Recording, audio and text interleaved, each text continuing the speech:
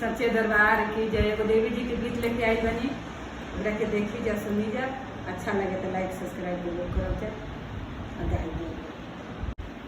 सौसे नगरिया मैया घूमी फिरी आइली, अरे घूमी फिरी आइली, कोई ना जागेला धीरतिया।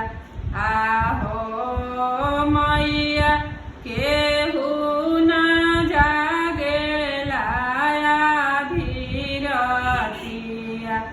आहो मैया एक तो जागेला हो मैया कोहारा के पूता, अरे कोहारा के पूता, काला सा देवेला धीरतिया।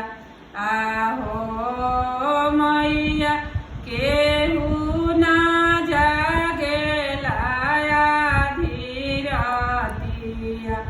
आहो मैया एक तो जागेला मैया बजारवा के पूता, बजारवा के पूता, अरे चुनारी देवेला धीरतिया। आहो मैया चुनारी देवेला धीरतिया।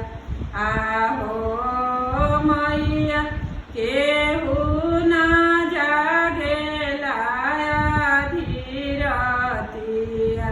आहो मैया एक तो जागेला मैया मौलिया के पूता, अरे मौलिया के पूता, मालावा देवेला धीरतिया। आहो मैया केहू ना जागेला धीरतिया।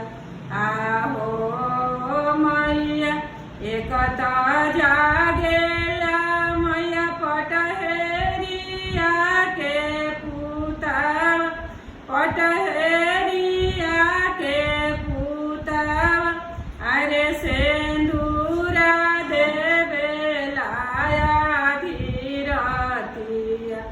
आहो मैया केहू ना जागेला धीरतिया। आहो मैया एक तो जागेला हो मैया बालका के मैया, अरे बालका के मैया, काला सा धरेलिया धीरतिया।